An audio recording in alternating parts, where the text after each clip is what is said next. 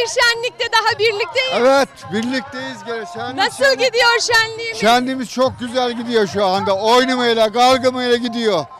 Aziziye'ye hep gelir misiniz? Her zaman kaç senedir yapılıyor, kaç senedir devamlı koşturuyoruz Azize'ye.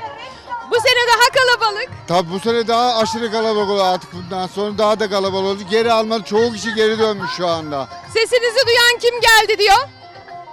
Şu anda bu sesi duyanlar korkması lazım benden. Domuz kaldıran bu elimdeki de. Burada çobanların kullandığı kabaktan yapılan domuz kovalayan yani gok kabak denen bu ses.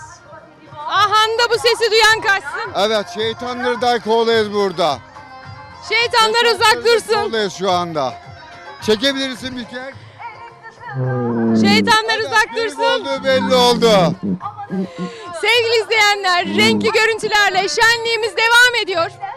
Size ne görüntüler getireceğiz, ne görüntüler. Evet. Bizi izlemeye Teşekkür devam ederiz. edin. Evet, bizi izlemeye her zaman devam edin. Yörükler her yerde. 07 Ankara, Rize, Ceyhan 461 07 Ankara. Selam gönderelim böyle. Selamlar Büşra bir de.